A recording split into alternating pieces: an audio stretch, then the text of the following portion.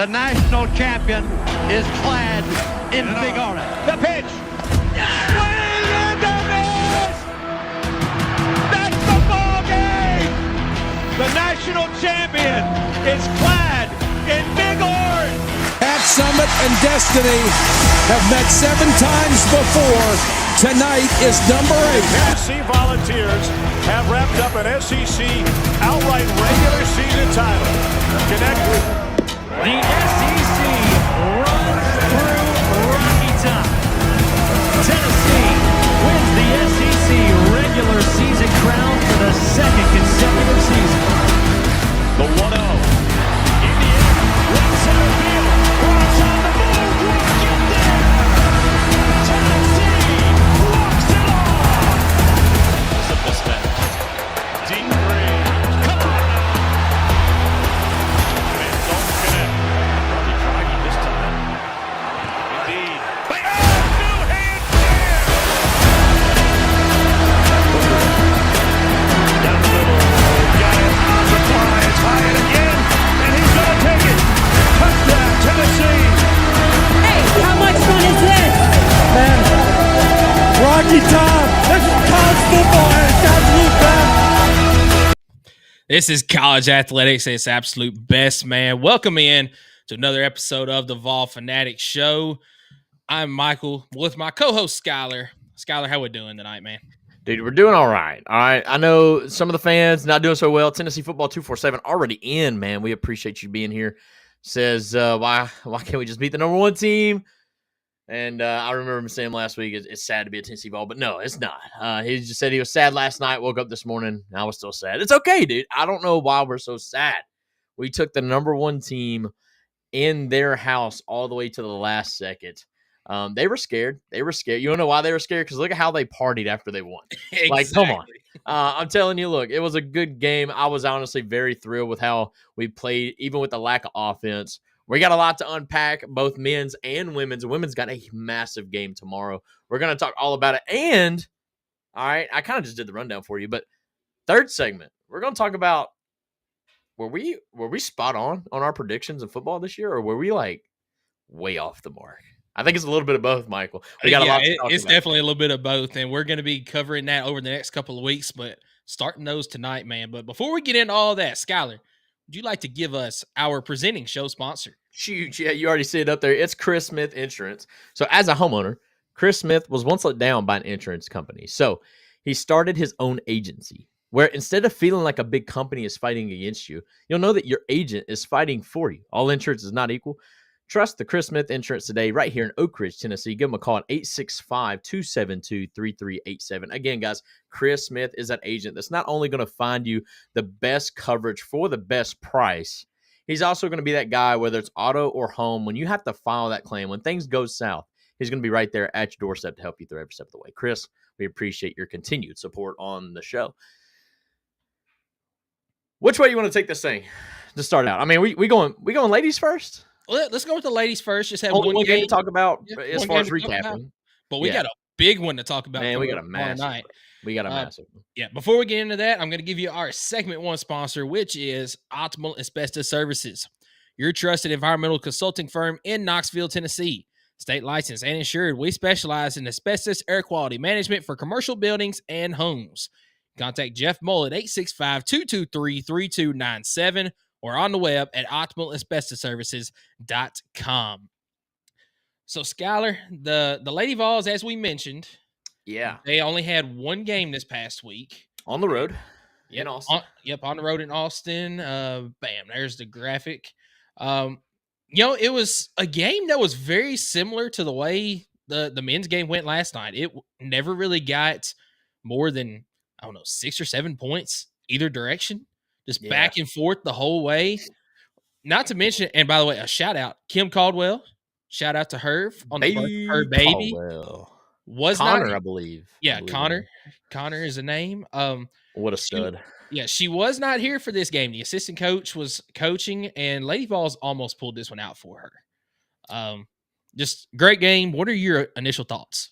Initial thoughts is what a fantastic job by the fill-in head coach. I thought she did a great job. She I felt like she played timeouts right, correct, whatnot. just overall can't finish a game. I mean, the Lady Vols fought, even got a good lead there in the fourth quarter late, I think about 4 or 5 points. And then unfortunately, Texas does what they needed to do at home, come back and win it in a close one. I mean, it's a 4 points, game, but in basketball, that was actually a closer game. And they, I think, had a late basket or a foul or something to go up by 4. But either way, very hard fought game. It's Lady Vols, man. I think it's kind of something that you just got to expect now. They're not going to get blown out in these games, but they're either going to win it or they're going to lose in tight ones. I think this is the 4th loss of the season. Still combined 8 total points in their 4 losses, and all 4 losses have come to, I believe, at the time, top 10 opponents. I could be completely wrong on that, but I'm pretty positive I'm on the money on that. Yeah, now that you say that, I think you're right because it's Texas. I think they were ranked 7. Oklahoma at the time was top ranked 10. 9. Yep. LSU was top 6, at 6th or I think so. 5th. There might be one more. Hold up. See, now I done messed up. Hang on, I got you right here. Let's see. Oklahoma, LSU was 9 and 6, and then no. Vanderbilt was in there. I shouldn't have looked it up. That was so bad. That was so bad. That hurts a little bit. That was it. That was instant fact check, and it was like now all the Vandy fans are like, "I got you, yeah, you got me." All right. Anyways, look, close game, hard fought. Initial thoughts is, man, I think this team is going to be as good as they want to be come March. I think your thumbnail kind of hits it right on the money. Struggles now kind of seems like loom and doom, but I think this is all building up to be what's going to be a very strong run here in a couple months. Less than a couple months. Yeah, and let me tell you my thoughts on it. So, obviously, 4-point loss. A loss is a loss. There's no moral victories here. No. But I'm going to take a slight moral victory. What has been one of the things that the Lady Vols have done all season long? They have shot the 3 ball. And a lot of times have not shot it well. In this game, they took the ball right at Texas the entire game. They only took 17 threes, made 9 of them, which is good for only 52.9% from the 3-point line. And all of them were good threes. But they took the ball to the hoop, took it right at Texas, made a lot of shots around the basket, tough shots too. That's what I want to see. I want to see you taking good threes that just, you're not going to question later. Don't just throw up a 3 because you're open. And that's what we saw in this game. We saw a team that took the threes whenever they had the look, but mainly we're just trying to get to the basket. That's what I'd love to see. And I think if we see that the rest of the season, shoot, I feel good about beating South Carolina tomorrow night if you do that. Yeah. Now, is it going to happen? The odds are against us, but it definitely can. But if we see Tennessee play more like that throughout the rest of the season, this team is going up and up and up as the season continues to progress. So my question to you is that something they seen on film? Because, you look at our team, and usually our higher, scorer is the shooter, is Jewel Spear or somebody like that. But I'm looking at the box score here, and you've even got their names right here on the screen, and it was Ruby Whitehorn and Z Spearman. 2 players, very physical, that like to get their points in the paint. So, is that something they seen on film and they felt like they had a mismatch there? Or was that maybe a different offensive game plan with maybe the substitute head coach with Miss Caldwell being out? So I think it could be a little bit of both. I think that it was more the game plan of the assistant coach with Coach Caldwell being out. But I also think, another point that I'm going to get to is, you look at the rebound numbers there. Texas out-rebounded us 39-24. And it was the 2 post players down low that just absolutely dominated the Lady Vols all night long. So I think the game plan was take it to them, try to get them in foul trouble, get them out of the game, then we can go in and implement our game plan. Didn't exactly work according to plan, if that was the game plan, but hey, you still were able to score a lot of points, even if you didn't get their big girls in foul trouble the way that you planned on it. So I think it could be a little bit of both. I'm hoping that it's a game plan we're going to see going further into the season, though. Absolutely. Overall, felt like this was a much, 76 points is still a lot of points, but to me, it almost felt like was a little bit slower paced than what we're used to seeing out of Lady Vols in this game. It definitely was. Only getting, 54 attempts But now credit to Lady Vols. I mean, they shot 50% from the field. They still made 27 buckets in this game. But overall, and you mentioned this all the time, but again, free throw is kind of an issue. Going 13 and 19 from the stripe. That's still below 70%. Got to get that number up. And who knows, if you do bring that number up, this game obviously is just that much tighter. But overall, again, Lady Vols only had one game this week where they went to Texas. Caldwell was not there. She just had her first baby. Connor, and by the way, all right, shout out to Coach Kim Caldwell. She's already announced that she's planning on being at the game coaching tomorrow night against South Carolina, like literally 1 week after birth. That is insane. What a dog we have as a head coach for the Lady Vols. I was going to say, when was it that she had the baby? I haven't seen an actual day. I was thinking it was I've heard that it was Monday night, so 6 days ago. All right, so Monday. She was back at practice Friday. I saw that today. I'm expecting, and this is not even like a loser mentality. This is me just like respecting this. I thought she was about to take like 2 or 3 weeks, be there for the baby, and kind of like rehab a little bit. Like giving birth it's not like it's next day and you're back at it. But no, I mean, Kim slapped me in that face. It was like, no, you watch this right here. I mean, I got a team to lead.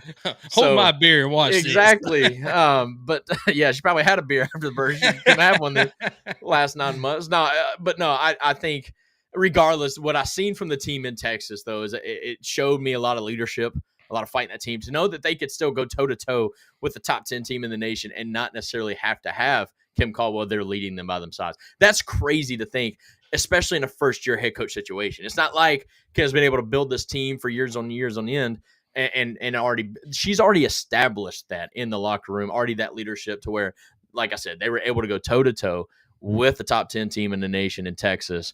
And I was proud of the effort there. Like you said, no moral victories. I'm not even going to pull one here, but that was nice to see. And I think in a way, it builds momentum to the game tomorrow night. It does. I mean, this game right here, the one stat that jumps out to me is the one I've already mentioned. 39 rebounds for Texas compared to 24 for Tennessee, and it was really Taylor Jones down low.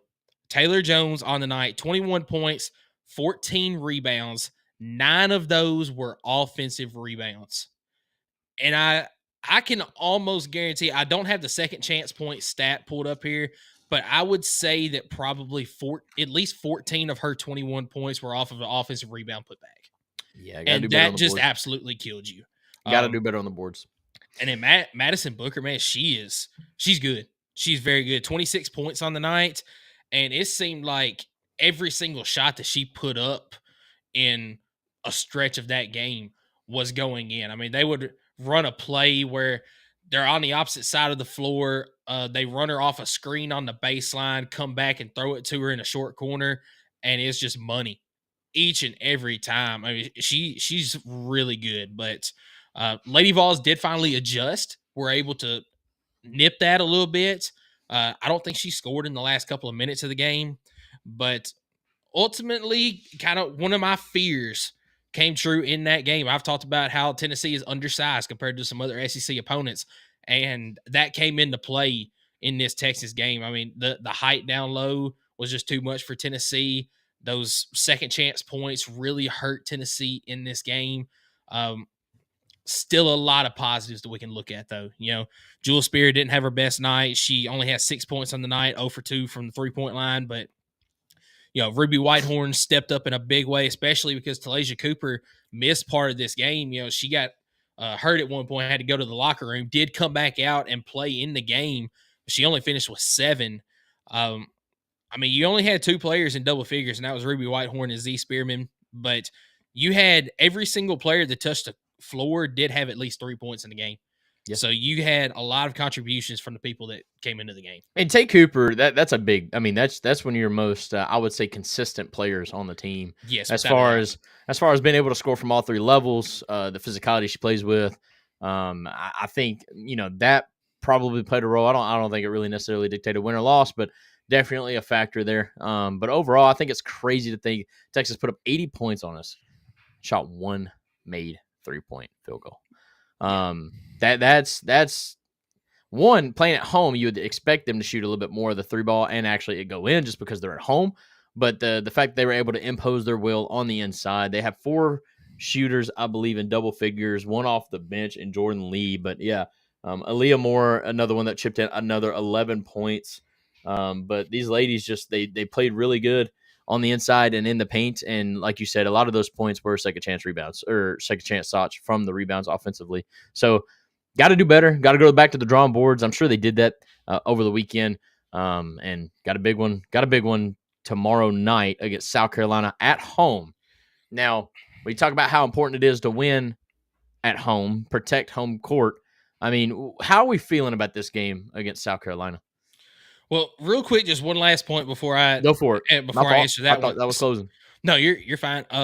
The other thing that I liked about this game moving forward, which I can then put into the South Carolina game, you showed that you can play a different style game than what you've shown all year long. You mentioned it yourself. This was a slower paced game than what we're used to. They didn't play 100 miles an hour like we've seen in pretty much every other game this year. They were able to slow it down some and play more of a Texas style pace and still give themselves a shot to win the game. So that is a huge thing that I'm taking going forward. And I think you're going to have to play that style of game against South Carolina too. Obviously, you're still going to press every single time, but I think you do have to play a slower game on offense. Make sure that you're finding good shots. And when you find those shots, you got to make them. Yeah. I mean, that's exactly what you did against Texas. I'm feeling a lot better about this game now, coming up against South Carolina, than I did, say, 2-3 weeks ago. South Carolina, their only loss on the season is to the number 1 team in the nation, UCLA, and I won't say that they've been dominating folks, but they've been really handling the teams that they've played for the most part. I mean, they handled LSU on Friday night, and it makes you nervous going into the game. But we've also seen basically this same Tennessee team minus a couple of players play within 6 total points of South Carolina last year. Yeah. I mean, I think that this style that Kim Caldwell plays can really help them in this game. And I feel decent about this game. What say you? I think this is the first time we lose by several points. Not feeling as confident as you are. I just think at the end of the day, you look at what we're trying to do, and I think we'll get there. But you look at what South Carolina's done, man. I just looked at the last 5 games they played. They beat LSU by 10 points. We lost to LSU. They beat Oklahoma by 41. We lost to Oklahoma. They beat Alabama by almost 20. I think it's 18. They beat Alabama at Alabama, by the way. They beat Texas by 17. We lost to Texas. And then they beat A&M by 41 as well. They are running through the schedule. I mean, showing no doubt and the superior of the talent on the team. I think Kim Mulkey even said it after their loss that I don't think she's ever played a team with 10 McDonald's All-Americans on a team and one roster. And that's what South Carolina has right now. So I think in order for Tennessee to be in this game late, I think it is going to have to be a fast-paced game. I think it's got to be what they want to play. Now, with that being said, though, you play fast, but as we've always mentioned, you've got to stay under control. So that's what I need to see. I need to see them running up and down the court, getting a bunch of substitutions in, because I think that's going to be the way to keep South Carolina out of rhythm. And I think that's going to play into our hands just a little bit. And then also, we're going to have TBA Food City Center rocking. I mean, that I'm going to be there. I'm going to try to get my pops to go with me. But I want to see one of the most electric atmospheres that we've seen this season tomorrow night. Yeah, I completely agree with the atmosphere part of it. And, I feel like that this game you will see a faster pace because of Kim Caldwell being back on the court. I do think that in the Texas game, it was somewhat the assistant coach being at the helm, kind of slowing it down just a little bit. But I think you've got to have a good mix in this game.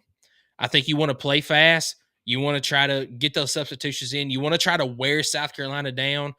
But also on offense, you've got to make sure that you're getting a good shot. I'm going to keep harping on that. I mean, we've seen games this year where Tennessee has put up 70-plus shots in a game. I think one game they even shot 80 shots. But you only made, 30 of them? 32, something like that. Not a great percentage. That's about 37% at that point, maybe 38. I don't know. I'm not good at math. I think that you've got to maybe not take as many shots as long as you're getting quality looks and making them. Yeah. I think it's going to be a tough one. But man, that would be 100% the biggest win for Kim Caldwell in her first season if they could somehow pull this thing out. South Carolina is the last undefeated left in the conference, 7-0. But still 19-1, like you mentioned, they're the number 2 ranked team. I didn't realize LSU only had 1 loss as well in the season. That 1 loss coming to South Carolina just now. So, yeah, I mean, you're looking at the standings here. Lady Vols kind of in like they're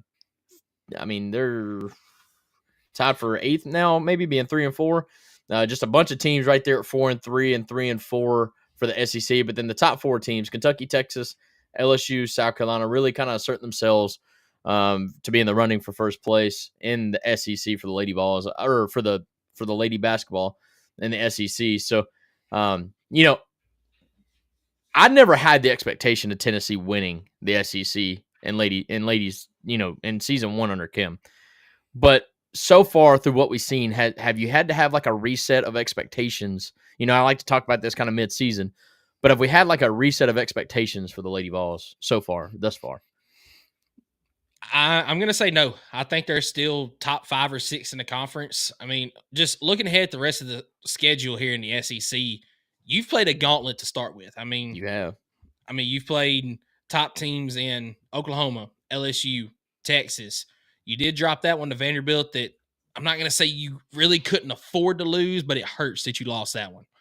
But you've won the other games that you were supposed to in Texas A&M, Arkansas, Mississippi State. And the upcoming games that you have is, we got South Carolina on Monday, Missouri in conference next Sunday.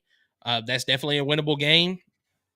UConn non-conference at LSU.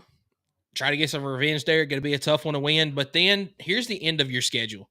You've got Auburn, you've got Ole Miss, you've got Alabama, Florida, Kentucky, and Georgia. In that stretch right there, there's only 2 ranked opponents at this point, and that's Alabama and Kentucky. It's very doable to win 6 games right there. I mean, I think, in my opinion at least, you could absolutely end the season on a 6-0 run, right? I'm not crazy. Yeah, and winning 7 out of the last 8 in conference, or 7 out of the last 9 in conference play. Because, all right, let's just use the hypothetical. You lose to South Carolina, you lose to LSU. You get 7 more wins in that stretch. That puts you at 10 wins and 6 losses total? Because they're at 4 right now. Yeah. I think at that point, that puts you at least in the top 6. Okay. Right. And I think both of us said, top 5, top 6 is about where where we thought Tennessee would be. Yeah, you didn't want to drop any after getting a new head coach. Because last year we were, I think, right at 5th. So you definitely want to drop after making a coaching change. But I think Kim has definitely shown that we belong, at least, even against the toughest competition. We're right there at the top. And I think that's what makes Tennessee kind of like a wild card, in my opinion. Yes. Now, obviously, the ladies got to stay bought in. Even if they don't pull out a good win against one of these top-ranked teams, they still got to win the games that they're supposed to win. You can't let like a Vanderbilt happen again. You got to go through, beat the teams that you're expected to beat, and then that way you don't really take a confidence strike. You always feel like you have a chance in those big games, sure. But like I said, I think Tennessee could be that wild card team there at the end of the season. If they only finish with like 6 or 7 losses in the conference, and then who knows if we end the season on that 6-0 run that we're thinking that we can do, what does that do for the SEC tournament? And then what is that going to do for us, obviously, in the big dance? I think that's yet to be determined, but I do think Tennessee has the play style to beat anybody. Yes. It's just we have to shoot our best, and that's where I know it's going to bite us at times, and we've seen it a couple times now. But I've been telling you all season, even when we were undefeated, I'm like, man, we're going to have a bad night shooting, and then I want to know then how do we respond. And I'll be honest with you, we've been there at the end every time that we've had poor night shooting. The problem is now we got to learn how to finish, and I think we're getting some hard lessons now. But I think we'll be right. We'll be right towards the end of the season. Yeah, I completely agree with you. And I'm going to go ahead and say that in this next 4-game stretch, we mentioned South Carolina, Missouri, UConn, and LSU. I'm going to chalk Missouri up as a win right now, even though it's at Missouri. I just think that they're gonna get that one. I think Tennessee pulls out one of these next 4 games or next 3 games against top 10 opponents, though. I'm not going to say which one it is. I'm not going to make that prediction, but I think they pull out one of the next 3 in South Carolina, UConn, and LSU. It'd be nice to beat UConn. It'd be nice to beat UConn just to kind of show that, okay, even though we're losing the SEC, the top teams in other conferences still ain't, good enough for the 7th best play. Whatever. Like, I just want to prove that we are still one of the best teams, even if we're not at the top of the SEC. But LSU would be nice too, just to get a little bit of revenge. Yeah. But no, all right, man. Anything you want to wrap it up before we move on to the men's? No, just big week this week. I think that you've got to go 1-1. You have to go 1-1. You've got to win that Missouri game.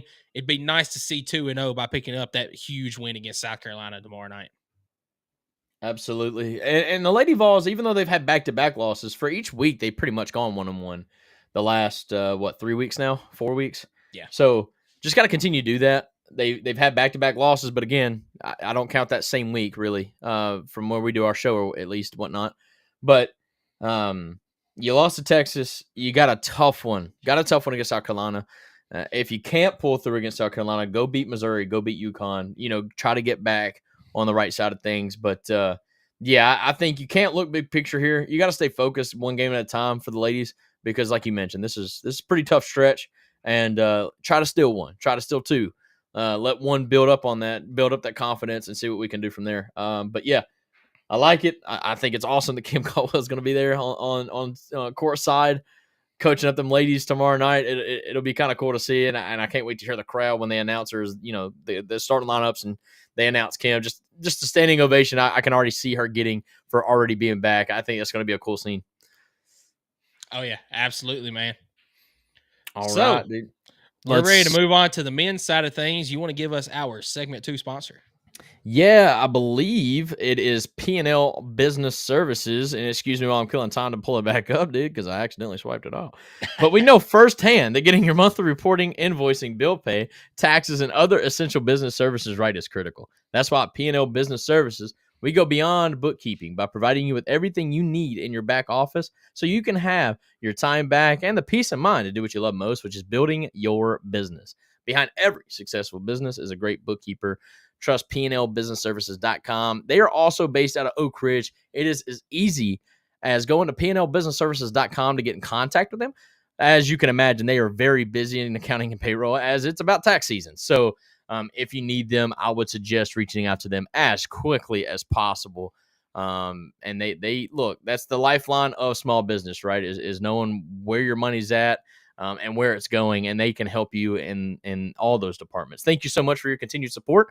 And segment 2, we're going to talk about men's basketball.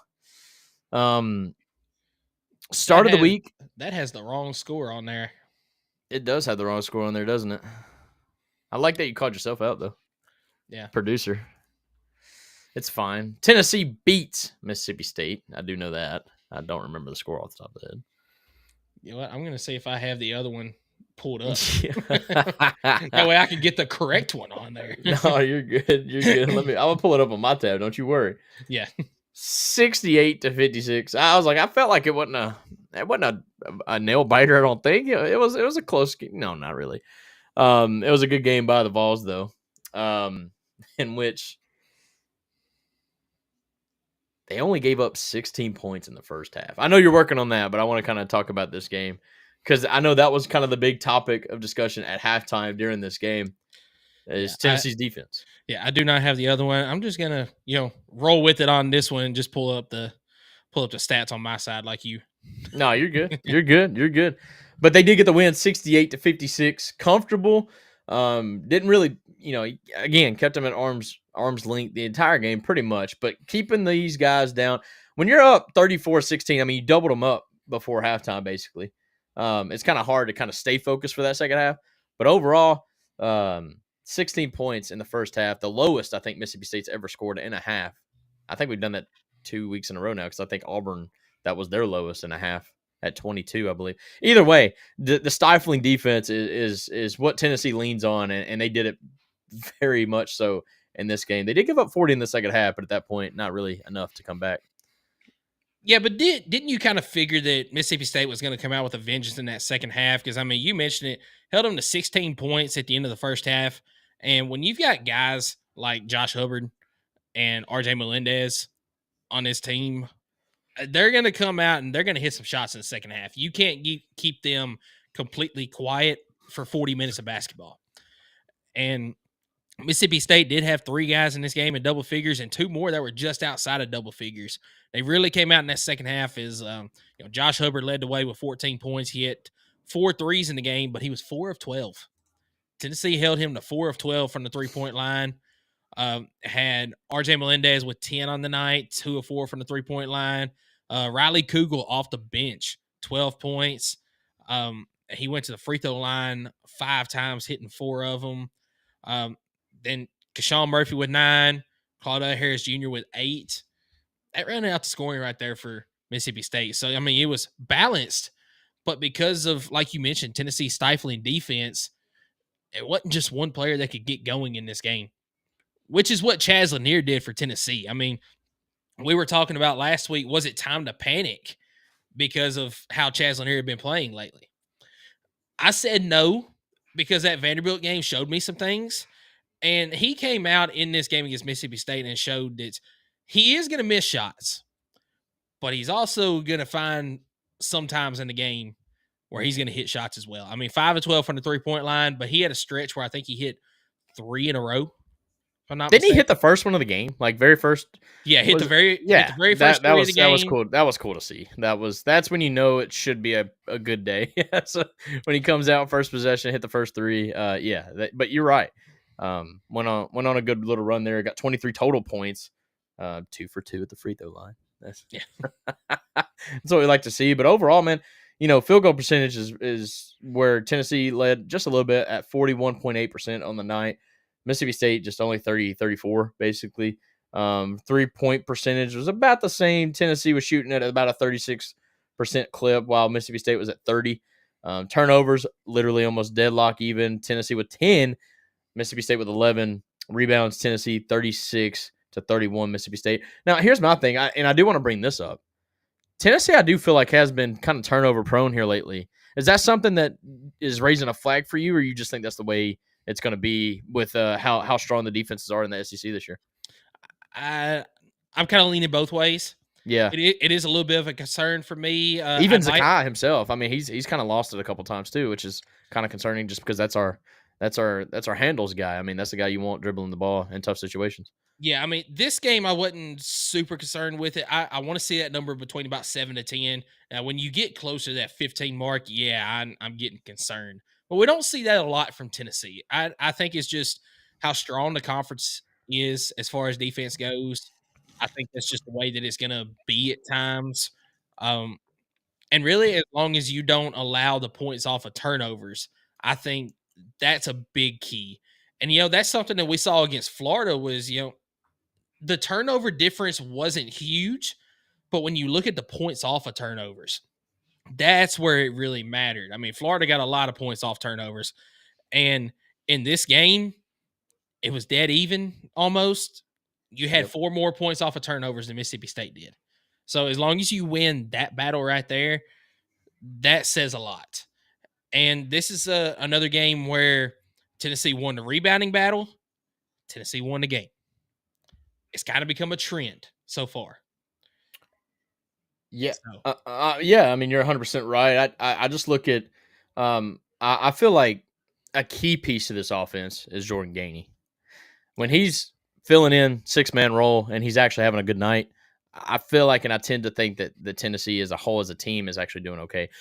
Normally I would say that about Chaz Lanier, but honestly, that's not been the case. We've won games without Chaz Lanier playing at his best, but why is that? Because Jordan Gainey stepped up in a big way, and he's kind of like our next closest thing to a shooter that we've got. And, Jordan Gainey kind of scored from all levels. He really good from the post, right? Well, not the post, but like what is it called? The free throw line, but at the corner of the free throw line. I'm not basketball savvy. What's it called? High post.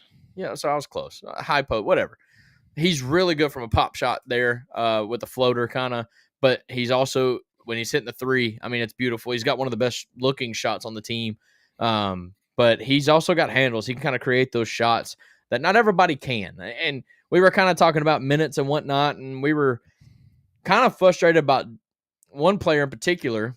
And Chad Morris just tunes in, says, "Yo, what's up on YouTube, Vol family? What's going on, Chad? We appreciate you tuning in." But one guy we were kind of like, why is he not playing a lot more? Is who? Darlin Stone Dubar. I'll be honest with you. I'm scared for my life every time that man touches the ball. So I don't know if I'm mad at the fact that he's not playing more than he should. I've seen it several times in this game, also the next game that we're going to talk about. Just a little careless with the basketball, right? Or am I wrong? I'll bring up my thoughts about Dubar when we talk about Auburn. I've got some thoughts on that. But, I mean, that's fair. But I'm just trying to go through the guys that are on the bench because I think the bench for this team, despite it only being 4 or 5 guys, is so important for the future of this team and how far we're going to make it in the postseason. Oh, without a doubt. The bench is really important. And it is, we talked about it earlier. Is it concerning that you don't have a lot of guys coming off the bench?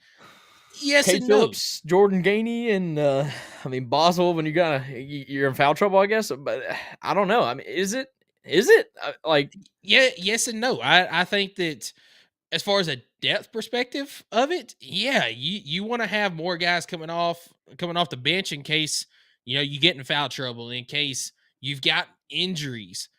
But I think as long as you get quality minutes from those bench guys coming in, I'm not too concerned about it. And so far, it hasn't come back to bite us yet.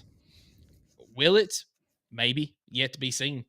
I thought that it might have going into the Auburn game because we had Jordan Gainey with flu-like symptoms. Yeah. Igor Milicic with a injured leg. So I thought maybe, but we'll talk about that here in just a minute. My X factor in this game though, Jemai Mashack. Dude, we've been talking for the last few games. Mashack has got to get involved with the scoring. 2 for 2 and 3. He doesn't have to be the go-to scorer, and he's not going to be. But when you've got teams that are starting to play off of him and go towards Chaz, go towards Zakai and try to double on them, try to cheat passes, kind of step in and try to knock that ball out, Mashack's got to recognize that, and he's got to get in on the scoring, and he posted double figures in this game. 10 points. You mentioned it, 2 of 2 from the three-point line. 4 of 6 from the field. As long as Mashack can come in and chip 6, 8, 10, maybe even a 12 spot anywhere, that's going to help out immensely going down the road. Nah, him getting 10 points to me is a straight bonus. Like, and to me, I guess that's why this is the game with 10-point spread, and that's because Jemai Mashack got 10. But the Jemai Mashack, has he not turned into recent player comparison? Go. Recent player comparison. And I think they even played together at one point. In fact, I know they did. Are you going Vescovy or James? James. Triple J.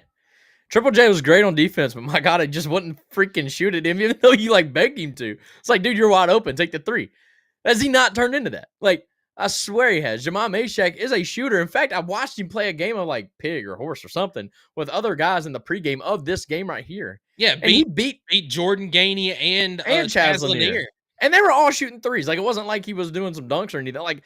Which, of course. But he was shooting 3s and literally outshot them. And it's in the game, dude, when you're open, which defenses are going to kind of plan to leave you open, take advantage of that. And I feel like he's starting to finally do that. I'm hoping that this is building his confidence. But honestly, I love the way he finishes. He's driving up under the rim, throwing a little floater, or even finishing strong with a dunk or a layup, whatnot. But the way he's playing, I wish we had a little bit more of that because he needs to emerge as well. I mean, we need a little bit more shooter mentality from our defensive players because right now, obviously, our shooters are not getting it done by themselves. So, yeah, I like what I'm seeing out of Jemai Mashack. Yeah, and Rick Barnes said in the offseason, Mashack has been our most consistent three-point shooter.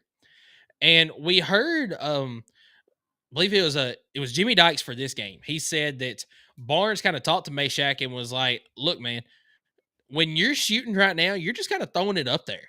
Yeah. He said, we need you to shoot the ball and not just throw it. And you're going to knock him down. And sure enough, this game, 2 of 2 from the three-point line. When he's set and he is shooting the ball, he's good. And that's what we're going to need to see going down through the rest of the season. No, 100%. So that was a great point. I'm glad you brought him up because that was an X factor in this game. Chaz Lanier getting 23, but I just felt like it was a quiet 23. It's like we always expect him to drop 35 or whatever because we've always compared him to. I mean, he is the best shooter in SEC play technically from the 3-point line, but overall, I don't think we should ever expect 30 points from him. I don't really even think you should expect 25 points from him. I think you need to get those points when they get, when they're available. When he gets the ball and he comes off a screen and he's wide open, you better hope you make those shots. But we're going to have more complete games. I'm looking at the box score here, and you only had, well, actually in this game you had 3 people in double figs because you had Jamai and Jordan Gainey with 10 points. But you're going to need to see 3 or 4 players in double figures and be like 12, 14-point type players.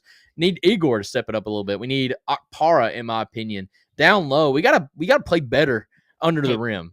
But man, this game in particular, we didn't even mention the game that Akpara had. He was a point away from a double-double, man. No, 9 points, 12 rebounds. But yes, I get what you're saying. We're gonna need that post presence to step up as we go down through the rest of the season.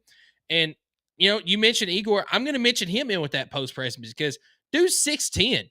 He can play down low. Now he's more of an outside type. But the fact that his only bucket in this game was a 3-point shot is like what I'm getting at too, and that is Igor. Igor's only bucket made in this game was a 3-point shot, and that's your big man down low. Like, got to do better than that, in my opinion. Felix is a beast, man. Yeah, dude. I think so, but I need him to play like one, just a little bit more, But any more thoughts on this game before we head on to what I thought was just an absolute football game against Auburn? No, I mean, you did what you needed to do. You got to win at home. That's what we keep talking about. You got to win the home games, and you pretty much dominated this one. It never felt like Mississippi State had a chance to come back, except that one point whenever they missed a 3, would have cut it to 4. Akpara goes down and nails a 3-pointer right at the buzzer of the shot. That was crazy. That was the turning point in the game. Tennessee blew it back open after that, and it was never in doubt after that. No, right on. Chad actually brings up this point. Huge improvement from Awaka and Adu, though. Adu, yes, absolutely. Awaka, yes, from a physical. Awaka. I would have loved to have seen Awaka and Akpara play together. Awaka, in my opinion, had that dog in him. He just wasn't physically gifted, I guess is what I'm trying to get at. He wasn't the biggest guy on the court. But Awaka, the way he plays, reminds me a lot of Cade Phillips. Like just absolute raw emotion and whatnot. And I do miss Awaka a little bit. Adu, whatever. Yes, a massive improvement from Adu. But I mean, if you were to ask me, would you rather have Adu and Awaka or Phillips and Akpara? I'll take Phillips and Akpara all day. Yeah. But we need to get, and I love the way Phillips has played, but we gotta play a little bit smarter for Phillips, not getting foul trouble because he got 2 quickly in this game against Auburn whenever you pull it up. But either way, 51-53 at Auburn. Hey, this one's correct, by the way. So it is. Congratulations. I'm so proud of you. Look at these field goal percentages, man. I mean, this is just defense on defense. It's 31.5% for us, 31% field goal from Auburn. It took to the second half, I believe, for Tennessee to hit their first 3-point shot. There was only 1 3-pointer made in the first half, and that was it was from Janai Broome, who's like literally 20% from 3-point. Like it was crazy. Janai Broome obviously had a game you got to have. I think he posted like 20 something, or maybe right at 20 points for his team, maybe 18 or 20 points for his team. 16. Was it 16? I thought he got another one late. Because either way, 16 out of the total 53. 16 doesn't sound like a lot, but when there's only 53 scored, by far, even a little banged up, which that's debatable because he limped the entire game, and then after they won, he was jumping around like a kid on a playground. Whatever. Look, I credit both teams here. Tennessee, I think, played amazing, gave themselves a chance at the end. Questionable. Obviously, hindsight's 50, or, whatever. Hindsight wins. Going for a 3 there to win the game. I love the aggressive mentality. It's like football when you go for 2 after scoring a touchdown. You don't get it. They don't get it. Auburn wins. I kind of had a feeling Auburn was going to win this because if I'm not mistaken, we've kind of had the better part of Auburn last few years. We went into a ruckus environment. I mean, that was only like 9,000 people in attendance there in Auburn, and that's got to be the loudest I've ever heard a basketball game be after every bucket, which wasn't that often, but anytime they got a fast break score, a dunk, or anything like that, that place just erupted. But I got to credit Tennessee. They went down by 5 at one point with 4 or 5 minutes left to go in the game, and they still found a way to come back. They hit a 3 to kind of tie it back up, and the fight that we showed in this game, for initial thoughts was, man, that was entertaining, and holy crap, we belong. That was my thought. Now, obviously, I wish we'd have won it. But losing to 2, this makes me feel a little bit better about going on the road. Going on the road to play world number 1, right? And you lose by 2 with a chance to win it at the end, kind of helps restore my hope on going on the road in the future and trying to at least compete. Because, man, something about going on the road in the SEC in almost any sport, it's just been very hard for us to do. And once again, Auburn does get the win, but overall, man, I think I love the fight that I've seen out of Tennessee on all phases. And we can talk about the last minute and a half and everything that happened after that and whatnot. That's okay. Thing is, we still had a chance to win it, and we didn't come through. That's on us. I mean, that's on us. So, yeah, and I'm just going to throw this out here. Nobody said a thing about the refs, okay? I know that there was a couple of calls in the last minute and a half of that game. Didn't necessarily go Tennessee's way. There was a lot of calls throughout the rest of the game that were they not weren't made calling it, bro. against Tennessee. Well, they probably should have. They just wasn't calling it. Like, it was both sides. Anything down low under the rim, like, they just weren't calling a thing. And to the point to where the announcers, like, the entire game were like, in what world is that not a foul? Like, and they were saying that the entire game. Now, the last minute and a half, it was a foul. 100%. Dude literally grabs him and pulls him down. But, like, the thing is like, it's not really fair to then call that if they weren't going to call the other 50 that they made. I mean, there's no reason why there shouldn't have been, which I think Jordan Gainey did foul out in this game. There should have been like 3 people fouled out in this game. Like, there was so many non-call whistles, which is why it made it frustrating when there was a foul, just because it's like, okay, why are you going to call it on, now when you haven't been calling it consistent throughout the game? But that's the thing, though, is it was consistently inconsistent. So it kind of, in my opinion, levels back out again. It is what it is. Like I said, you had the chance to win the game on the road at Auburn. We draw up a 3-point shot for Zakai. I'm not going to say I'm against it, but I think that with how much time we had, could have definitely drove to the rim, tried to draw a foul if they were to call it. But even that, I mean, you still had time to, if you didn't make it, get another foul, send them to the free throw line. They hadn't been shooting the free throws that well. I just felt like we could have done a little bit more than whatever we did there in the final 12 seconds or whatever. But other than that, I love Zakai. I don't want that 3-point shot to shadow what he did in this game. We talked about it before we came on here. I wasn't a big fan of the play call drawn up there. You made your point that I agreed with as well. I said, I don't like that we're drawing up a 3 for Zakai there. Zakai, I love that we put the ball in Zakai's hands. Zakai is absolutely the guy. We need the ball in his hands 100%. in crunch time, because he is going to either distribute it to somebody or he is going to take the shot himself. And when we say take the shot himself, we usually mean driving to the basket. Yes, which is exactly what I wanted to see there. Yeah. Zakai, and he had room. He did. Zakai in this game, he was 0 of 6 from the 3-point line. And I'm sorry, but when you're 0 of 6 there and you're drawing up a 3-pointer for him at the last second, I don't think he's going to make that. But you brought up a good point. I don't mind him taking the 3, but the way he shot it, where it was almost like he shot it thinking, it almost looked like he thought that there was only a second left on the clock. He thought he was Chazanier, bro. He pulled that thing up and got rid of it within like a half a second. Yeah, and there was 10 seconds left on the clock? 9 oh, yeah. seconds. There was plenty of time there. There was plenty of time for him to do a little bit something more than whatever. I don't know. I don't know if we were trying to go for a 2-fer or maybe just banking on if he missed, we would actually get the offensive rebound. Because that's been a thing. I mean, how many times we see a second chance basket and a dunk on that, And honestly, you probably should have got that offensive rebound. You had 2 guys there with a chance to get that rebound. So maybe Rick Barnes was just saying, hey, get it up. If you make it, great. If not, we're going to trust our guys to get the offensive rebound. And in that case, I'm not necessarily as mad at the call, but I'd rather just drive to the back, But then again, I'm not even questioning this. But then again, if you drive to the paint and try to draw that foul, who knows? Maybe it just gets stolen. And then even if there is contact, they're not going to call it because they haven't been calling it all day. So it's kind of hard to sit here and say, I don't like that call, because I could absolutely see Rick Barnes saying, no, we could get the offensive glass and put it right back up, and then we at least tie the game. So I don't know, but I still think the shot itself was rushed. Yes, it was. He had a time. I mean, he could have dribbled, taken like one dribble, and then shot it. I mean, he had plenty of time. I don't know, man. It is what it is. It was a great game, very entertaining. Me personally, I feel like we win that game if we go to overtime. So for me, take the ball to the hoop. If you get fouled, great. If not, maybe you make the shot. Maybe you get an offensive rebound down there and you put it back in. I would have rather gone for the tie there.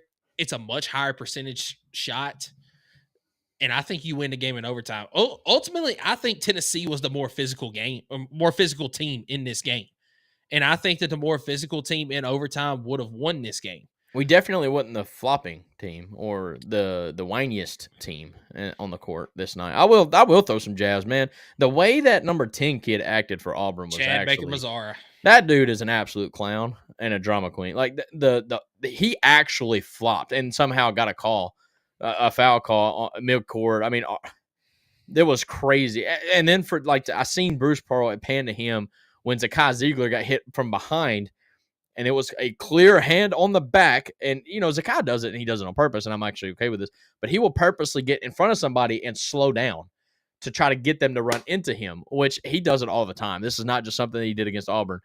It works a lot because you're not supposed to hit somebody from behind. So when Zakai went down and tried to pass it as he was falling, I seen Bruce Pearl say that's a flop. Bro, your team has done nothing but flop this entire game. And that was an actual legit called foul. That's why I hate the ESPN announcers. Hate strong word. I dislike them because they always seem to go against us. But even when the ESPN announcers are like, no, that's a clear foul. Like, maybe he did fall, but hand was on the back. He pushed. Like, it's very, I don't know, man. It just, the way Auburn acted this game kind of felt like they were the ones not expecting to win, I guess is the way I can put it. Because, man, the way they played and the way they cried after every missed call, Janai Broome, I kind of lost a little bit of respect for him, even though he's a good player. But every time he made a layup, he would like eye down the dude that he made it on, or stare down someone if he made a dunk or anything like that. Just played super, I don't know, like not sportsman-like. Janai Broome is going to win the Naismith Player of the Year this year. But he's good. Don't get me wrong. He is a very good player. He is a prick. I mean, he thinks that he's all is that. A crybaby too. I mean, he doesn't do it to the point that Baker Mazara does, but man, he fouls everybody. Yeah. I mean, I'm not gonna blame the refs for this, but that play right there on Akpara where they called a walk, he was pushed completely off his feet by Broome. But when it happens on the other end, man, the world's going to end if he doesn't get that call. But ultimately, Broome, he's the reason that Auburn won this game. He is. 16 points, 13 rebounds. And, Chad Morris said it in here. Broome was playing at about 97%. I'm going to disagree. Broome was playing at 80%, dude. 80% at best.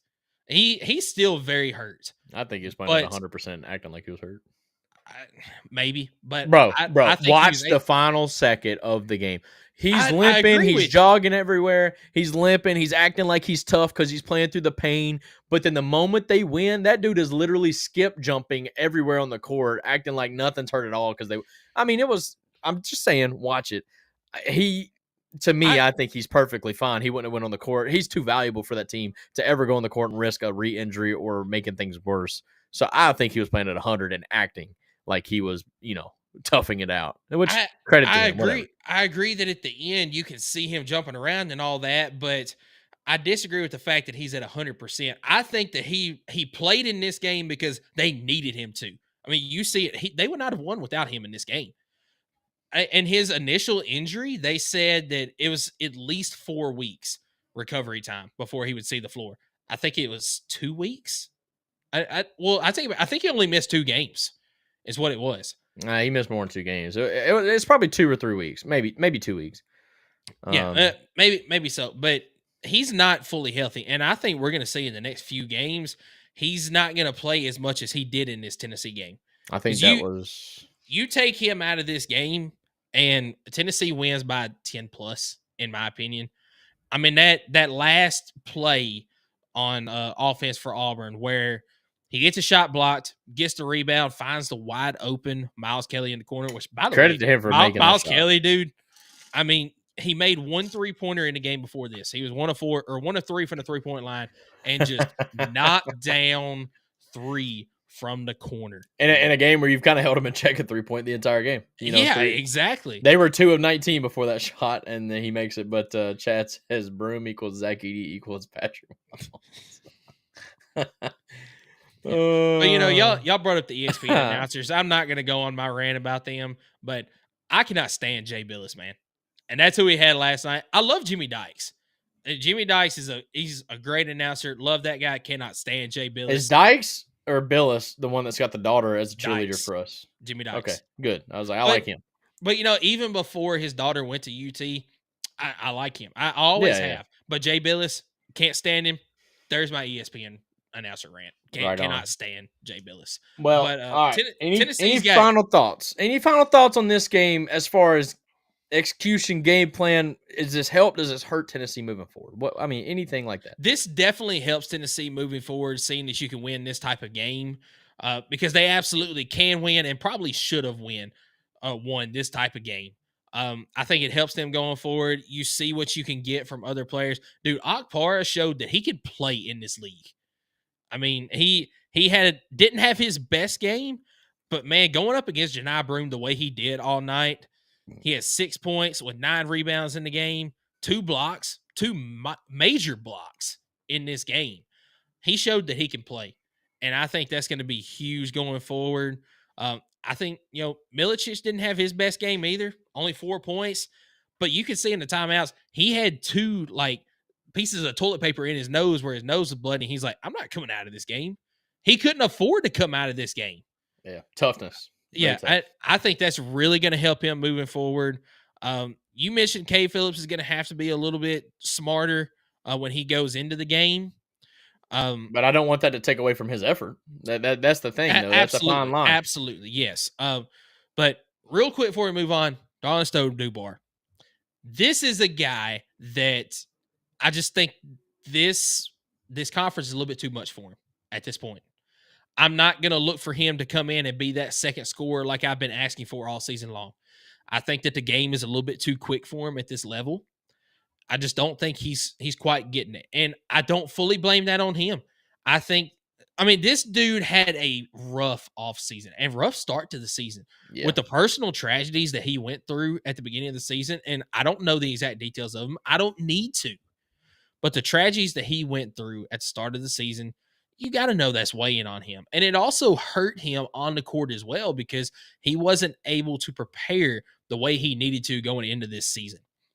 I just don't think that he's at the level that he needs to be. And I don't know if he's going to get there by the end of the season. So you're going to have guys like Gainey be that next scorer. And he's not going to be that scorer night in, night out. You're going to have Meshack step up and get his points. Milicic's going to have to be the guy to step up, though, at this point. Darnell Dubar is not going to be that guy that you need him to step up like I've been asking for all season. But he is going to have to step up some and at least have a meaningful role on the court for whenever one of these other guys need a few minutes. Yeah. I agree with that 100%. Couple things. Akpara, love the way he played against Broom in the post and how he didn't just get bullied back. I'm going to revert to what you started with there because, we were talking about him earlier. That's a play where Jonas Adu just keeps going back with him until he's right under the rim and then it's an easy bucket. We prevented that from happening to where he either had to kind of spin around, make a crazy little 2-point shot, or he had to kind of do like more of a hook shot. I need to see that more often. I love the way we kind of leaned into that and not just let him in the post keep backing us up into the goal. So, yes, I agree with you. Akpara was very strong and physical. Not just him. Igor, I felt like, was very physical as well. And Cade Phillips is Cade Phillips. We just need a little bit more scoring out of him, and I think we'll be really solid. But overall, I pretty much agree with everything you just said about Dubar. I want him to be great, and I think he is. I think he has the talent to be But I think right now it's mental. I think it's confidence, and I think that's going to be something that you can practice all day long, and it's not really necessarily going to show in a game necessarily. It's just something that's going to have to click for him. He's going to have that moment where whether it's a big shot or whether it's a block or a steal, like something's got to happen in a game in the 6-7 minutes that he's in a game. It's going to have to click for him, and then he will be really good, I think. But we're still waiting for that click moment for DeBar. But overall, I'm going to touch on this one last subject, and this is where I'm going to sound like a negative Nancy and not wearing the orange glasses. But I think this is actually not so good for Tennessee.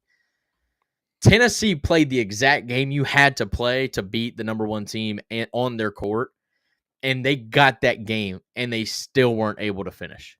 All right. That blows a little bit. And I hope it doesn't affect them in the locker room so much. I hope they do take this as a positive.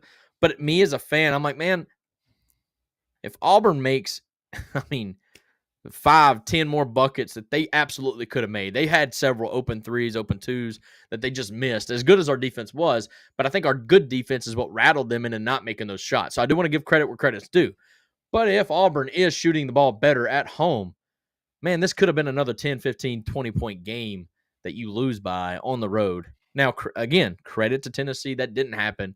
But you played the game. You got the game that you needed. You got the game from Auburn that you needed to win the game, and you couldn't finish. You got to finish on those opportunities. I mean, you held the number one team to 53 points, and you couldn't beat them. That to me, it shows me that Tennessee could probably beat anybody in the country, but it shows me they also could lose to anybody in the country. And that's not the feeling I want to have going into March. That's my little soapbox there. I do want to throw it out there because, like I said, you got the game you had to have to beat Auburn, and you still couldn't get it done. I don't know. We'll see. We'll go from here. They got a big game. All these games are pretty big. You want to know why they're big? I stole this from the EA show. Because it's the next game. It's the next game. Exactly. No, I just think that's my little soapbox there. That sounds a little negative. I'm sorry, but that's truly how I feel. I mean, Tennessee's got to find a way to win these games that are this close. And the game that you wanted to have. Auburn didn't want to play that physical. Tennessee did, though, and that's how they made them play. And credit to Auburn, I guess, for coming through. That 3-point at the end was insane. That was huge for Auburn. But, man, I just felt for Tennessee because, man, that was the perfect – if Rick Barnes had it on paper, that's about what he wanted out of Auburn and still couldn't come through. That's just – it sucks, man. Yeah, I mean, that's a good point, but I'm going to look at it the other way, though. I think that this game helps them moving forward. Kind of like I said about the ladies against Texas, it was a different style of game that you saw, and you proved that you can play in that type of game. Now, did you win the game? No. Did you show that you could? Absolutely. You've also shown that you can win other ways, too. So I think that it's going to help them moving forward. You got 2 huge games coming up this week. You got Kentucky on Tuesday night. Revenge game against Florida. Yeah, and then that revenge game against Florida on Saturday. We got 3 straight home games. They're both at home. They're all. Well, I was going to say 3 straight because you got Missouri a little later on the 5th. You got to protect home court. Any means necessary. You better beat Kentucky because they're Kentucky. And then I'd say you better beat. I hate to say it like this, but I mean the next 2 games are almost got to have it because you got to get revenge on Florida. There's no way you lose to Florida the way you lost to them and then let them come on your home court and do the same thing. Like, yeah, I'm calling the next 2 games got to have it games. I hate to say that because they're 2 top 10 teams, but man, if you want to prove that you're a top 10 team, you're going to have to beat these top 10 players. These teams. So. Yeah, here's what I'll say. Just looking through the rest of the schedule here. You've got, as far as home games go, you've got Kentucky, you've got Florida, and you've got Alabama all at home through the rest of the season that are like top 10 ranked opponents right now. I'm going to say that, obviously, we said that you need to win all your home games. You can afford to lose one. We don't want that. We want to win all of our home games. You can afford to lose one of them. And when you look at the road games going through the rest of the season, you got Oklahoma, you go at Kentucky, you've got at A&M, at LSU, at Ole Miss. We mentioned that you need to go 500 in conference play on the road. Right now we're below. Right now, you're sitting at what is it? 1 and 1 and 2? 3. 1 and 3? Yes, because you had Florida, Vandy, and Auburn. So you're 1 and 3 so far conference play on the road. Oklahoma, you can win that one on the road. That puts you at 2 and 3. Kentucky, you know what? I'm gonna go same thing I did last year. I'm gonna say Kentucky. You beat Kentucky at home, you lose to Kentucky on the road. It's just something. I thought you went opposite. I thought you said you lose to them at home and beat them on the road. Maybe I did. But I agree with you. Whichever one, I get that. You split, you go 50-50 with Kentucky regardless. Yeah, so that puts you at 2 and 4. I think that you win. Wait, is there 9 road games this year? Because you got A&M, LSU, and Ole Miss. I think you can win all 3 of those. So that puts you at 5 and 4. And that's what you would have to have, but that would still put you at 5 total SEC losses, and that might be too much when you got an Auburn team who's halfway through the SEC slate and doesn't have a single SEC loss. Not even halfway. Well, it's not halfway, but you know what I'm getting at. Yeah. I don't know, man. I still think that puts you in the top 3, top 4 in the conference if you do that. Sure. I'm completely fine with that. I mean, we said that you want to be in this type of conference, you want to be top 5. Kind of the same thing as the women. Yep. And you still got all those goals ahead of you. Yeah. No, absolutely. Absolutely. But a big one against Kentucky coming up the 28th. I believe that's Tuesday night. And then Florida, of course, is Saturday. And Florida's going to be an early game as it's at noon. So just be prepared for that. It's not the typical late tip. Kind of surprised it's that early, considering it should be another top 10-ish if we don't fall out. Top 10-ish matchup. Maybe that means that we don't get Jay Billis again. Maybe. But Kentucky, Florida, final thoughts. I'm saying got to have it. I mean, I want to see 2-0 here. What do you think? Protect home court. I mean, I said last week, we did start bench cut over the next 4 games, what they needed to do. I said start 3-1. You lost the 1. Well, you just lost. You got to go 2-0 this week. All right. So 2-0. You absolutely have, at worst, have to go 1-1. You can't go 0-2 this week. Yeah.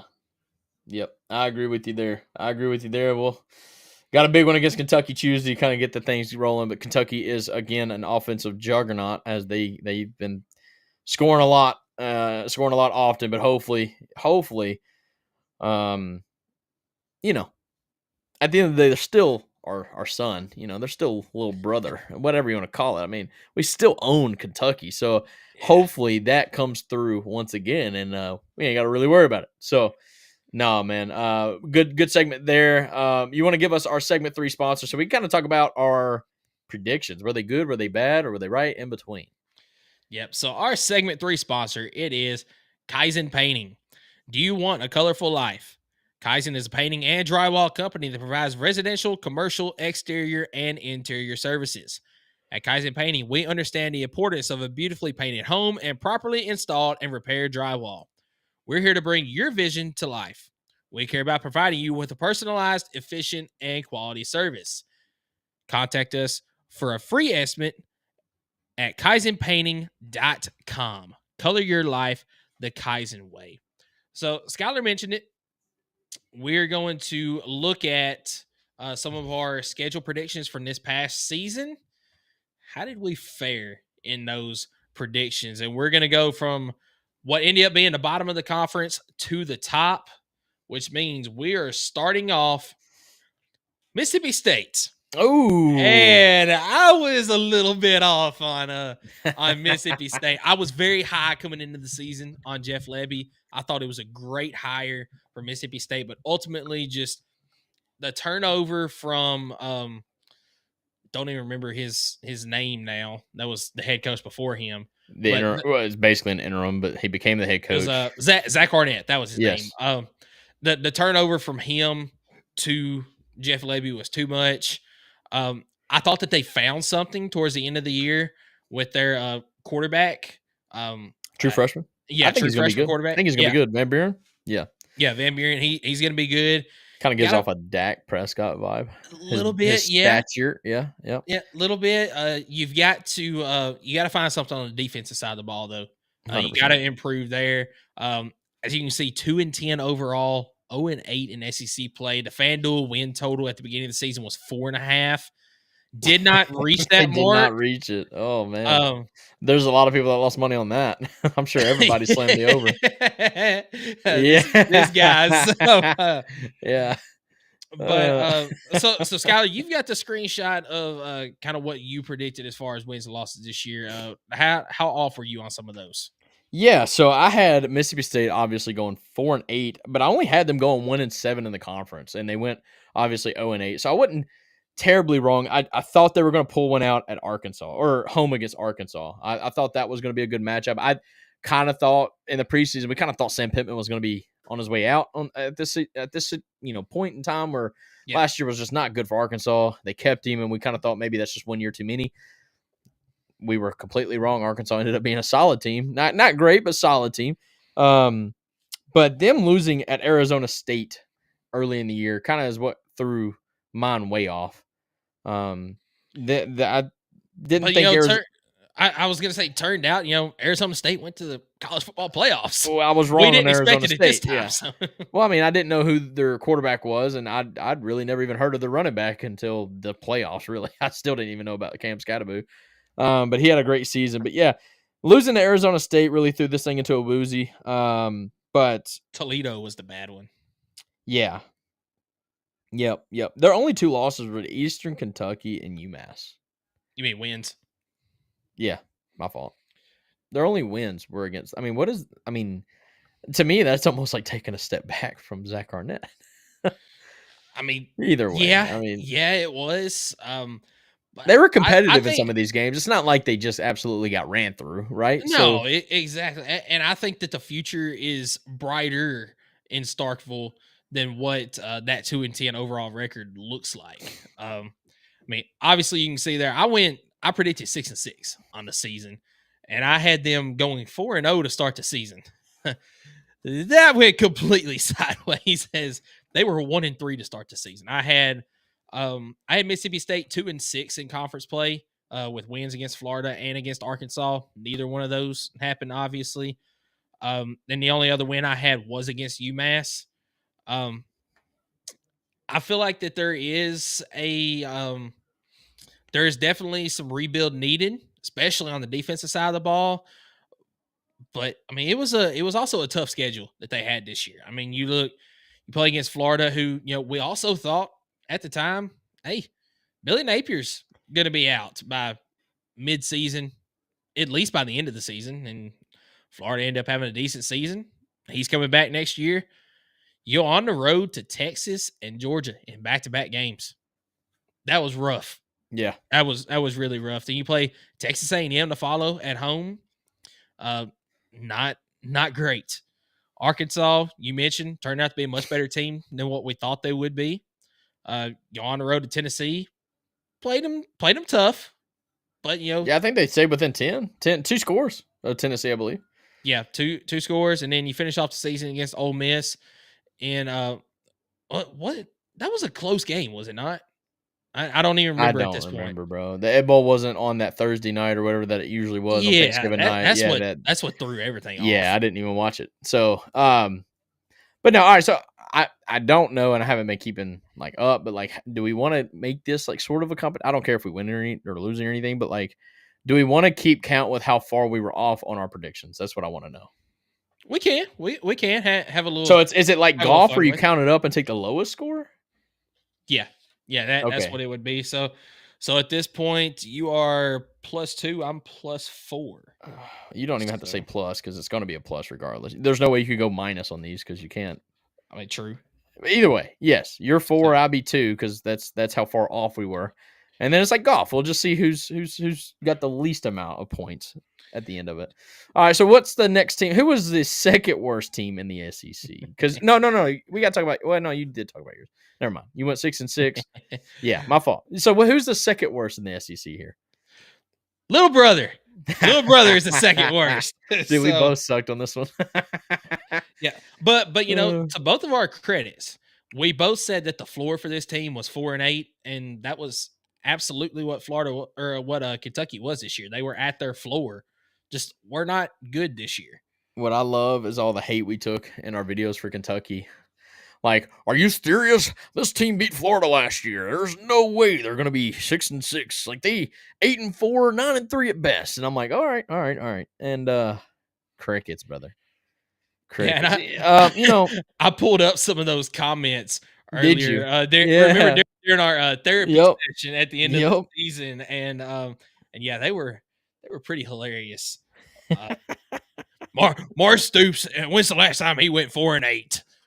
This year, 2024. But no, I love it, man. 4-8 overall this year, 1-7 in SEC play, and so I'm sorry, but even if Kentucky were to pull another 5-star from another team for their quarterback, I swear on everything holy, he's not going to be good. No, absolutely not. Mark Stoops is better with no quarterback than he is with a great quarterback. Sorry, I said what I said. Yeah. So if I was to tell you at the beginning of the season that Kentucky's one SEC win this year was Ole Miss, what would you say to me? I don't know what I would say other than the fact that maybe Lane Kiffin is where I'm going to actually take this. I'm not going to give Kentucky the credit. I'm just going to say Lane Kiffin. Because I don't understand this talk around Lane Kiffin being the third best coach in the SEC. How can you look at Lane Kiffin's maybe history, I guess? But Lane Kiffin, of course, has several double-digit win seasons at Ole Miss, but so does Josh Heupel. And this is kind of where I'm getting in my soapbox, because even our own Tennessee fans will be like, if they were to rank coaches in the SEC, almost every single one of them, they would put their hate aside and put Lane Kiffin above Josh Heupel. Why? Like, Lane Kiffin, in my opinion, has never won the big game. And in fact, will lose a stupid one. Like, I don't know. But I think this is where I would just tell you that, okay, Lane Kiffin's just not it. Like, he's going to be good. He'll have them in the conversation every year. But he ain't going to win it. He's kind of turned into a Franklin. He's turned into a James Franklin. Yeah, that's what he's turned into. Or maybe James Franklin turned into a Lane Kiffin. I don't know. However you want to make that. But Lane Kiffin is a great developer of talent for Ohio State. Yeah, Quinshon Judkins. Fair enough. One and done. By the way, Ohio podcast, man, what a postseason it has been for you guys. I love that we were all right in our segment that we thought that whoever won the first playoff game between Tennessee and Ohio State would go on to win the Natty. So thank you for holding up your end of the bargain. And now we can at least say it sucked. Columbus freaking was terrible. I hate that I spent 4 hours in the cold watching that, but I at least got to go watch the national championship team play my boys. That was pretty cool. I thank you guys. That's been awesome. I'm sure y'all have had a lot of fun with that, and congratulations on the great season. We appreciate you tuning in to the show. So right now we're going through, and right now we're only doing 3 teams tonight, but Kentucky, we both thought going 6-6, 4-8 total though, and their only win was the Ole Miss. I don't know, man. I don't know. What would you have said? I mean, I would have said, what the heck happened to Ole Miss this year? Yeah, that's what I would have said. I knew that Kentucky wasn't going to be all that good this year, but with your one win being against Ole Miss, especially at the Grove, what happened to Ole Miss? Here's one thing. That's what I would have said. Here's one thing that I really want to I do want to say that I got right. Is I got a lot of slack for saying that Kentucky would lose to South Carolina in my prediction. And South Carolina ended up being a solid team. I didn't think they were going to be that good, but I thought South Carolina dominated them too. I thought Kentucky was absolutely going to look ahead to Georgia, because if you remember, it went South Carolina, Georgia in their schedule. And I said it in the preview. I said they're going to overlook South Carolina getting ready for Georgia, because Kentucky typically does play Georgia very well. Sometimes the best out of anybody does. And they did it again. I think that was like 13-12 in this last game. But overall, I do think, them losing back-to-back to South Carolina, Georgia, somehow beat Ole Miss, which is where I was wrong. And then where was the other one that they lost? Because I had them – did they lose to Florida too? Because I had them beating Florida. I bet you that's what it was. Or maybe Vanderbilt. They might have lost to Vanderbilt. They lost to Vanderbilt, they lost to Florida, and Auburn. Yeah, wow. Yeah, that's tough. Oh, I had them beat Louisville, and I don't think they beat Louisville either. So no, they lost to Louisville. Man, terrible. Terrible Kentucky, making me look so bad. Yeah, so I had Kentucky beating South Carolina. Obviously, that didn't happen. I did have them losing to Georgia. I had them losing to Ole Miss. They ended up, beating Ole Miss. Had them beating Vanderbilt. They lost to Vanderbilt. I did pick the Florida one correctly, though. They lost to Florida. I had them beating Auburn. And as far as the rest of the games, I did have those correct in how they went. So That a boy. So yeah. One thing's for sure. They were losing to Tennessee. Yeah. Yeah, we knew that. We got that one down. All right. Last team for the segment and for the show. It is the third worst team, and that is Auburn. Man, I was so wrong on this one. Holy moly. You almost nailed it. Congratulations to you, Michael. Man, I thought Auburn had something brewing this offseason, man. I heard so many good things about the portal class at Auburn and how they were going to be, they had some solid, and I think they did have solid talent, but dude, it took Hugh Freeze 8 weeks. Now, I don't even think he still figured out what they were doing at the quarterback position just killed Auburn this year. And that's why overall you see them going 5-7, 2-6 in SEC play. And, yeah, I had them going 8-4, and I honestly thought they could have went 9-3. Man, I was so wrong on this. Yeah. They lost to Cal, which I had them winning. They lost to they beat New Mexico. But I had them beating Arkansas. I had them losing to Oklahoma, Georgia, Missouri. But I think they ended up beating Oklahoma. I could be wrong on that, but I think they ended up beating them. Nope, they lost to them. Was it? Okay. It was. Yeah, that's a bad loss for Oklahoma. Yeah, their wins on the season were Alabama A&M, New Mexico, Kentucky, UL Monroe, and then Texas A&M in 4 overtimes. Wow. So I had 2 more wins in there that were wrong. It was Cal, Arkansas, and Vanderbilt. They didn't beat Vanderbilt? No, Vanderbilt beat them 17-7. Dang, dude. Welcome to the club of Kentucky. Look, man, Vanderbilt wasn't even that good. They just I'm joking. No, I was way wrong on this, and I don't even know how to explain how wrong I was on this one. But hey, it's preseason predictions. You got to eat it sometimes when you're way wrong, and this one I was way wrong. It's okay though. We'll bounce back. Yeah. So listen to how I had Auburn going this year. I had them winning the first 4 games of the season. I was wrong on 2 of those as they lost to California and to Arkansas. I had them losing 4 straight after that, going 4-4 to start the season. I got 3 of those correct. They did beat Kentucky in that last game of that stretch. I had them winning the next 2 against Vanderbilt and UL Monroe. They lost to Vandy. And then losing the last 2 to Texas A&M and Alabama, and they beat A&M. Yeah. Yeah, but 5-7 overall, 2-6 in SEC play. FanDuel win total was 7.5. Ultimately, Auburn, in my opinion, is not far off. And I said this early in the season.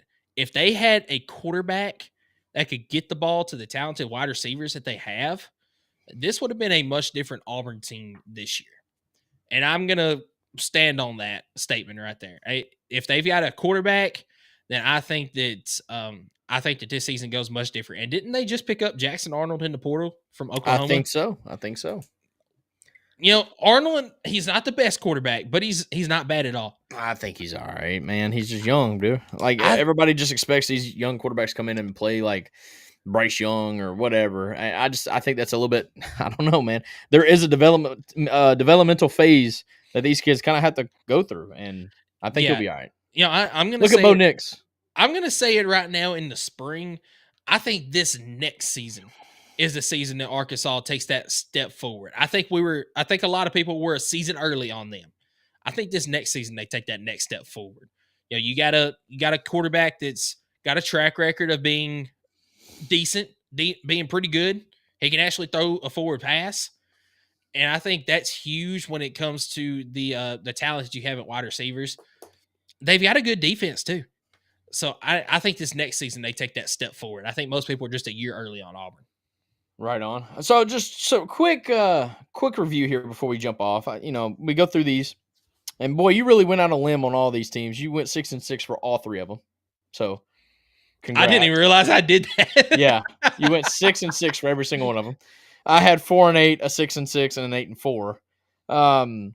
So I'm counting them up, man. It looks like you got me on the first round as you're a total of 7, and I am a total of we're never tied. mind. We're tied. We are both at 7 off. So that's gonna be fun. This is good. I'll swear true to heart. I will not go through and count all these up to where I know it. I'm going to wait week by week and continue to count these up because I just want to know like how. But there's some of these projections. Like obviously today I wasn't really even close. I mean I was 2 off on 2 of them and 3 off on another one. You were very close on Auburn, but there's a couple of these that we're going to do as we get close to the top and in the middle of the pack that I nailed some of these, and I cannot wait till we get to some of those because it's nice that we nailed some of them when people thought there was no chance in the world. I'd like to maybe even go through and pull up some of them comments but whatnot. But I think this is a cool segment that we're doing to kind of help us either reward the lucky picks, because I will call them lucky for the most part, but also to eat it when we were completely wrong on some of these teams. But man, that's just what makes predictions fun, is when you go back, look at them and see what you thought you knew versus what you actually didn't know. So yeah, exactly. But before we get out of here, we could go for a long time on this right here, but just quickly, I want to know, because it's still fresh on our minds.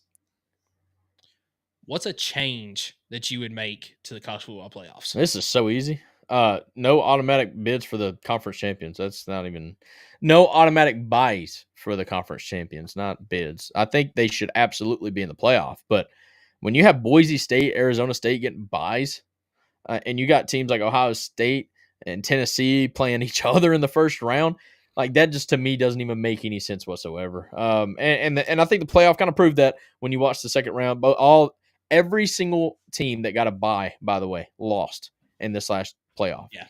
Now, some of those stuff, it is what it is. But I think that's a change that I would make. Just see the teams the way you seeded them. Having a team ranked like 16th, but then getting a bye or something, that just to me just doesn't make any sense. Because again, rankings for the CFP and then seedings were completely different because those are automatic bids. So no, I just think no automatic buys for the conference champions. Just seed them 1 through 12, man, and let the boys play, I guess. Yeah, so I've got a couple of things, and I'm going to keep them brief because both of us are ready to get out of here. I agree with you. No auto buys, and I'm going to go with no buys at all because I want them to go to 6. I want them to go to 16 teams, and you keep it at 16. No more, no less. That means that you have every single team playing in each round. So 16 teams is where I would have it. That's not playoff friendly. You got to reward a team for being the best, in my opinion, right? You do. But I mean, playoff system other than basketball? But at the same time, you look at the NFL, the only 2 teams that have a bye right now are the 1 seeds in both sides. So, I mean, you can maybe follow that model right there if you want to. 16 teams and 2 buys, basically, sort of. Well, I mean, all right. So at that point, you could do 14 teams because that's what the NFL does. 14 teams. The 1 and 2 would get the bye at that point. Yep. So you could do that. But I like the 16. The 16 team, no buys at all. But I agree with you. You seed them exactly where they're supposed to be. There's no automatic seeding. So if you win the conference title, you get a 2 seed, a 3 seed, whatever. Yeah. Wherever you're at, that's where you're seated. No bowl games until the national title game. The higher seed plays a home game. That's what the NFL does. I don't like the no bowl games. I love it. I think that you should be rewarded for being the higher ranked team. So I bowl games has something to do with the higher ranked team. Yeah. So the first round. It's, higher seed host. You're talking within the playoffs. You're not talking generically.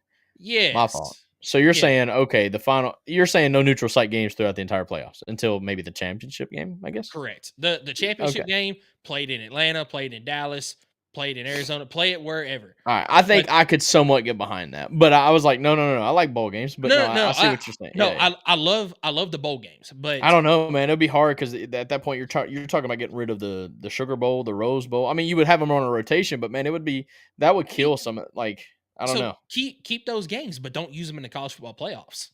Yeah, but the Rose Bowl is supposed to be a New Year's Six situation where you get the best, the top 10, whatever. I get what you're saying. I'm just saying like that's a little bit of a stretch for me. I don't know how that would work. I understand you though saying like you want to keep it home field advantage a thing in the playoffs, just like the NFL. You're kind of making this a pro thing. I don't like that, but whatever. My last one, shorten it. There was 10 days, at least 10 days between most of the playoff games. Yeah, because keep it on Saturdays. I get that, like the Rose Bowl, the Orange Bowl, all of those, they're typically New Year's Six games. Or they're played on New Year's Day. Yeah. Don't do that. Play them on Saturdays. Keep it a weekly thing. Play it on Saturdays. I was listening to Tyler and Will this week, and they were spot on this. There was no build-up for the national championship game this year because everyone at this point was focused on the divisional round games. There was no build-up at all. If you shorten it, then folks are going to pay attention to it more because by the time you play your national championship game, maybe it's wild card weekend, maybe it's the last week of the regular season, whatever. But the playoffs just went on too long. I feel like that the Tennessee-Ohio State game was 3 months ago now. That's how long it feels. And it shouldn't feel that way. Yeah. No, I got you. I mean, that's a lot more than one. You told me one thing I would change, but it's fine. I get it. It's fine. You got to ask the question. I like it though. I do think shorten it, but not necessarily shorten it as far as like the amount of games. In fact, you're adding games to it, but you're saying shorten it as in like there's no reason why you should be waiting a week and a half between these games. Like just make it every Saturday. Yes, I think it was a perfect amount of like games, teams, all that. Like I said, I would do 16 teams, but shorten the time between the games. You don't need 10 to 12 days between games. Right on. I like it. All right. Anything else? I do have one more thing. Go for it, man. Well, this is just more of a personal thing. You see, my TikTok is up there on screen. There's just one little thing I got to tell you guys about TikTok. So when it went dark, instead of me crying about it and thinking I couldn't live my life without TikTok, I just deleted the app, not thinking anything of it. I was like, if it comes back, I'll just re-download it. Ain't no big deal. Well, little did I know that deleting the app right after it came back after like 12 hours of it being dark, it is no longer available on the App Store. So your boy has been without TikTok for, I guess, a week now. And I'm going to continue to be without TikTok for quite some time when everybody else has it because I deleted the app. Are you losing your mind about it?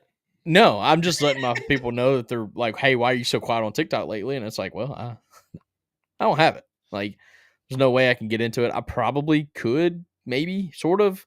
You probably can online. Well, and I have an iPad. If I really needed to get on it, I still have it downloaded on my iPad. But phone-wise is what I normally get on it and whatnot. I just wanted to let the guys know, let the folks know, guys, gals, whatever. If I'm quiet on TikTok, that's all it is. It's not that I don't know. I don't mind TikTok. I like TikTok, but I'm not going to sit here and like cry about it going dark. I mean, it's whatever. We'll find something else to go to. Like it's life, man. I ain't gonna sit there and be that butthurt about it. Like I know some of my friends were absolutely losing their mind when TikTok went dark. I'm just like, man, y'all might have a problem. So anyways, I just wanted to let the folks know that I'm alive and I'm here. I'm just not on TikTok right now. I'm so sorry.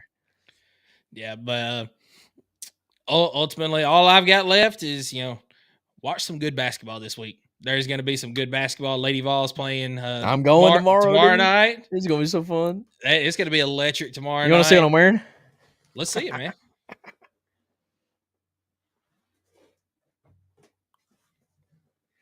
It's just a bigger hat. You ought to. It looks wear a lot that. like the one I'm wearing, actually. You ought to wear that for the full stream one night. Oh yeah, there we go. Try to fit those headphones over top of it. I can't. Let me hang on. There we go. Yeah. Looks pretty good. Hey, I can hear you a little bit. There we go. Yeah, just wear that for the whole stream one night. So. Dude, it's a nice fitted hat too. Like, check it out. Check. How do I? It's nice. No strap. There you go. Nice fit. It fits pretty good, you know. A little wiggle room. Kind of hurts the head after a couple. Yeah. It's all good though. This is what I'm wearing though. So hopefully get some camera time. Yeah, there you go. That'll work out. Yep. It's all good though. No, it's gonna be a fun time. Cannot wait. Cannot wait to show that thing off. Shout out to Justin, the Texas fan who got me that. I wear that thing to every game now. It's nice. Yeah, you're gonna have to give Justin a hard time because he didn't watch tonight. So yeah, he didn't, man. It's fine. It's okay. I'm proud of him. He can survive his Sundays without us, I guess. I didn't think he could, but that's okay. It's unfortunate to know that he can't. That he can survive. Yeah, I know, right? No. I'll be sure to let him know that. Yeah, exactly. The chat box is definitely a little bit more quiet without him. That's for sure. Yeah. But now, watch some good basketball this week. Lady Vols play tomorrow night. Vols playing on Tuesday night. Then the Vols turn around and play again on Saturday. Right. The Lady Vols did not play again until Sunday after their Monday night game against South Carolina. For the viewers and for you. Chiefs or Bills? Who do I want to win or who's going to win? I don't care. I mean, Chiefs or Bills. Straight up. It's easy as that. Look, Chiefs are going to win. I want the Bills to win. So, what's the damn answer here? Sorry, excuse my language. Bills or Chiefs? I'm going to go Chiefs. All right, Bills. I'm Bills, and I'm not. I'm betting the house on it. Hey, did you happen to see the final of the Eagles Commanders game? No, I was on the show. How'd I? Well, I got the notification in the middle of the show. Notification? You've been this is why you've been like quiet. Okay, no. Your response has been slow because you've been watching daggone playoff game, hadn't it? I see. Nothing here. Oh, thank you. 6:37, huh? Yeah. Well, I guess 6:37. We are proof that we're live. 7:37 here. So. Yeah, exactly. But no, 55-25 Eagles win. I think 7 rushing touchdowns is what I saw. I mean, Saquon had like 3 in the first half, so yeah, that makes sense. Yeah. So unfortunate. Yeah. I don't think they're going to win the Super Bowl though. Chiefs are going to win. I think the Bills got it. I mean, we don't. I lost all my money on college basketball betting, so I'm gonna have to deposit. I'm gonna have to deposit some money on the account, and then I'm putting like all of it. Like if it's 10, 25, 100, I'm not doing 100, but I might do a solid 15 on the money line for Bills. I mean, fair. I want the Bills to win, but when you got to play against Patrick Mahomes and the refs, it doesn't look good for you. So, but statistically, Josh Allen gets more calls in favor of them than Mahomes does. It's just the timing of Mahomes. The timing of Mahomes' calls. Yeah. But Josh Allen is also 4-1 in the regular season against Patrick Mahomes. Not that good. I think we flipped the script. I think it gets done. I hope you're right. I really do. I hope the Bills win. I'm going to pick. It's all about being confident, son. That's all it is. Like, I'm confident the Bills are going to get it done on the road, I believe, in Arrowhead. Like, I think it's, easy. It's totally easy. Like so many other teams have done it. So, anyway. I mean, it's kind of like on the road in the SEC. It just doesn't happen that much. So. No, man. Great show today. I appreciate you. We're going to be right here, ready to rock and load and rock and I don't even know what I'm trying to say. Rock and roll. Yeah. Lock and load. Lock and load is what I was getting at, but I confused it with rock and roll. Whatever. Dude, 6 o'clock Eastern, 5 o'clock Central, Sunday afternoons. You know where to spend it. Right here with us. We're talking a lot of basketball. It's kind of just not nothing else going on, really. I mean, we're waiting on baseball season, which I'm very, very excited about. I think Media Day's already happened for baseball. So very excited about what that's going to entail, and I can't wait to start talking softball and baseball with you guys. But until then, we're going to be basketball heavy. I will quickly, because there was some news this past week that came out for baseball. Senior utility player Alex Perry is stepping away from the Tennessee program, and he was potentially going to start at first base this year. So I think it was some personal issues off the field that happened with that, but he is stepping away from the program. Wow. Well, I hope he gets the help that he needs, because I mean, if you're stepping away from a national championship contending team, it's got to be something serious, right? So, because even if I'm like butthurt that I'm not getting the start, or if my off season wasn't great, like I'm still gonna play. Like I still want that ring, dog. But if it's something Obviously, it's something deeper than that. So Yeah, prayers for him. Kind of like Zane Denton last year. Yep, There was some other stuff off the field. I just hope was that was doesn't going become a on. trend. Like I don't want that to Yeah. become a thing. Like, is that something that is it related to Tennessee, or is it just something that's just unfortunate that's happening to these players? So I don't know. Now, I just as far as Zane Denton, I think I did hear that it was just he was expecting to get drafted, and when he didn't, he kind of took it a little bit personally and really got down on himself, and just he never could get out of it. And finally, he did transfer from Tennessee. I believe he's at Austin P now, and I hope nothing but the best for him this year. But yeah, definitely prayers up to Alex Perry. Don't know what's going on there, but there's a lot of stress on these athletes, especially this day and time with NIL and all that. But Skylar mentioned it. We'll be back here ready to roll next week, 6 Eastern, 5 Central. Come in. Hopefully, we're going to be talking about a 4-0 week in basketball. So we're going to be right here. Can't wait to see you guys next week. So. See y'all. Go Big Orange.